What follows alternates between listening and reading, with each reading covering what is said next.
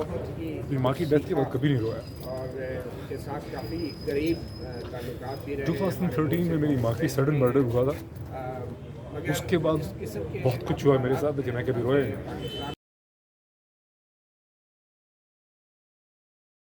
पाकिस्तान कोई सुबह 3 बजे के बाद मैं काम कर रहा था अपना, तो 3 बजे के करीब मैंने टेक्स्ट मैसेज देखा। हसन असलम शाद एक वकील हैं, पार्टनर है एक लॉ फर्म में ओमान में। किसी सहाफ़ी उनका मुझे टेक्स्ट था कि मुझे ये अरशद शरीफ की खबर क्या है, मतलब इज़ दिस ट्रू।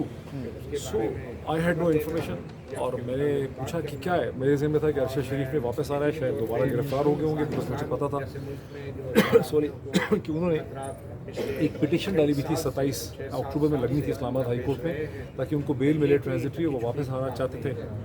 मैंने ये भी सुना था कि वो शायद बोल टेलीविजन उन्होंने ज्वाइन कर लिया। तो मैंने सोचा फिर गिरफ्तारी हो गई, तो मैंने कहा क्या खबर है। उसमें उन्होंने मुझे ट्वीट एक दो लोगों के भेजे जिसमें था कि अरशद भाई शहीद हो गए हैं, अरशद शहीद हो गए हैं। I was shock. उसमें मेहर बुखारी का ट्वीट था। मैंने जब वो थ्रेड देखे, थ्रेड में क्या ट्विटर पे, तो मैंने वहाँ देखा कि ना सिर्फ मेहर बुखारी का ट्वीट था, बल्कि वहाँ का इमरान रियाज खान का ट्वीट था। तो चूँकि इमरान का नंबर मेरे पास था, मैंने इमरान रियाज को कॉल करना शुरू कर दिया। पहले उन्होंने कॉल नहीं उठाई क्योंकि कॉल बिजी मुझे मिल रही थी।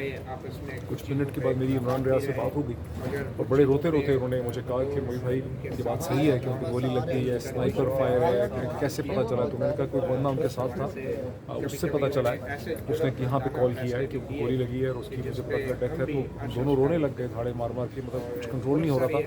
तो मैंने कहा कि यार आई होप कि ये गलत होगा, maybe he is injured, ज़ख्मी हुआ। उसने कहा मैं भी यही दुआ कर रहा हूँ, मैं निकल रहा हूँ, I am coming to Islamabad, और अल्लाह करे कि मैं भी यही दुआ करता हूँ कि वो ज़ख्मी हुआ हो, जिंदा हो, उसकी खबर मिले। फिर यही हमारी बात हुई। उसके बाद जब मुझे पता चला तो मैं ट्विटर पर गया, तो मैंने देखा बहुत से लोग कंफर्म कर रहे थे। इतने में मैंने ये सोच के, चूँकि बैरिस्टर शुएब रज़ाक उनके वकील थे, मुझे पता था, उन्हीं से मुझे पता चला था कि 27 को उनकी यहाँ एप्लीकेशन लगी। तो मैंने उस वक्त सुबह के कुछ 3, ढाई, 3:30 बजे के टाइम पे मैंने फिर देखा, तो बैरिस्टर शुएब को कॉल किया। ये सोए पड़े थे, इनकी बड़ी सोई भी आवाज़ थी। मैंने इनको पूछा, मैंने कहा कि आपको पता है कि ये हो गया। तो ही वो शॉक्ड, और उन्होंने मुझे कहा कि क्या क्या है। मैंने कहा बिल्कुल ऐसा ही है। वो भी रोने लग गए। उन्होंने कहा कि यार मैं भी तुम्हारे पास आता, तो हम उसके घर चलते। तो थोड़ी देर के बाद ये मेरे घर पहुँच गए, और मैंने इनको गेट पे रिसीव किया, और अपने गले लग के मैं को अपनी माँ की डेथ के बाद कभी नहीं रोया। और उनके साथ काफ़ी करीब ताल्लुकात भी रहे। 2013 में मेरी माँ की सडन मर्डर हुआ था। उसके बाद बहुत कुछ हुआ मेरे साथ, लेकिन मैं कभी रोया नहीं।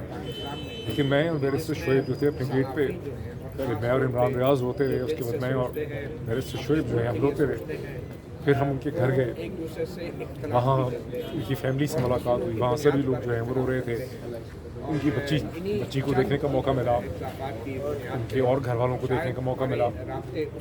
अनबिलीवेबल और अनबिलीवेबल, मतलब नाकाबिल यकीन लगा कि ये चीज़ हो गई। मतलब ऐसा लगता था कि अभी कोई फ़ोन आएगा तो कहेगा कि वो ज़ख्मी हुए हैं। ऐसा नहीं हुआ, लेकिन उनकी मदर को देखा, बहुत ही वो कंट्रोल में थी। उन्होंने कहा कि बेटो, वहाँ शहर राफीदी भी थे, वहाँ बहुत से लोग थे मीडिया के, और शेल शॉक।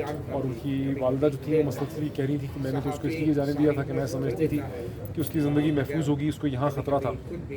कोई गालिबन अफ़गान ग्रुप जो था वो थ्रेटन कर रहा था, कि उस वक्त कोई इस तरह की खबर थी। और वहीं मुझे लोगों से पता चला कि वो, मैंने पहले भी सुना था लेकिन वहाँ भी सुना कि वो अबू धाबी चले गए थे, दुबई में थे।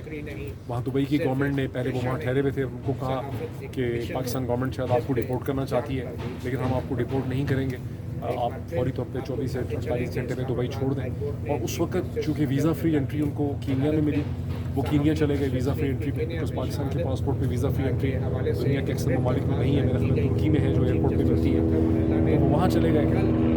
और ये मतलब वहाँ सारी सिचुएशन हुई।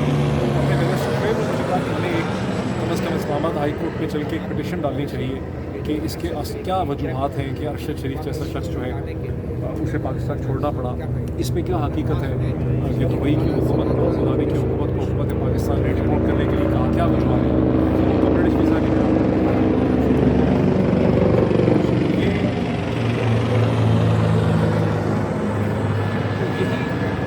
मकसद है जिसमें चीफ जस्टिस ऑनरेबल अतर बनल्ला के सामने हम पेश हुए। बैरिस्टर शोएब रज़ाक साहब ने अपनी पिटिशन दी है, उनके सामने एक मुख्तसर बात हुई है जिसमें चीफ जस्टिस वो शेल शॉक्ड। अच्छा, वही पिछले साहब अभी आप जिक्र कर रहे थे कि उनको माली मुश्किलात का भी सामना था, क्या ऐसा था?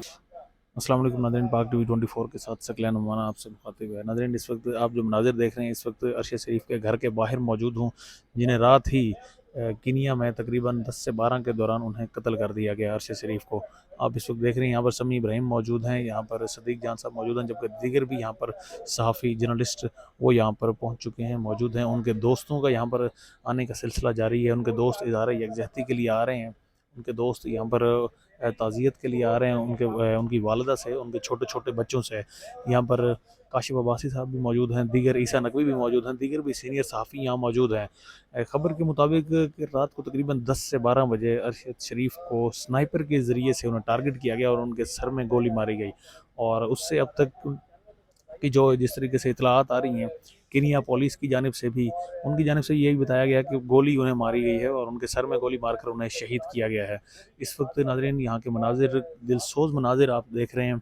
इस वक्त उनके घर के बिल्कुल बाहर के मनाजिर हैं जो हम आपको दिखा रहे हैं कि किस तरीके से यहाँ मीडिया भी यहाँ पहुँच चुका है और उस वालदा पर क्या गुजरी होगी, जिसके आज बेटे को, जिसके लखते जिगर को, जिसने पहले ही ऑलरेडी 2 लाशों को उठाया हो, आज उसके बेटे को भी इस दुनिया से उठा लिया गया, उस दुनिया से उसे जहान फ़ानी की जानिब भेज दिया गया।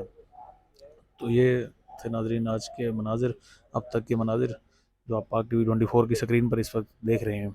अरशद शरीफ साहब के घर के बाहर से बराह रास्त मनाजिर इस वक्त आपको दिखा रहे हैं।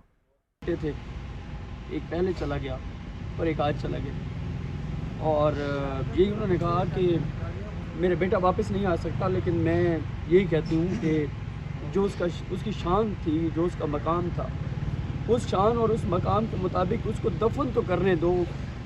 ये उस माँ की आखिरी इल्तिजा है, ये उस माँ की आखिरी अपील है। क्या देखिए, मैं जब पहुंचा हूँ रात यहाँ पे, तो वो जो हौसला मैंने देखा उनमें, मुझे यकीन नहीं आया कि ये अरशद की माँ इस कदर हौसलामंद हो सकती है। फिर मैंने सोचा कि अरशद कितना हौसलामंद था, यकीनन ऐसी माँ का बेटा ही इतना हौसलामंद हो सकता है। और वो उस वक्त वो बहुत सारे लोग थे, काशिफ अब्बासी भी थे और भी बहुत सारे लोग थे, शायद मितला थे, खबर घुमन थे। वो ये कह रही थी कि ये जो मेहमान आ रहे हैं, अरशद के दोस्त आ रहे हैं, उनकी खिदमत में कोई कमी ना रहे। अभी भी कह रही थी कि जो दोस्त अरशद के आए वो इनको नाश्ता दो, इनको नाश्ता कराओ, ये कह रही थी। और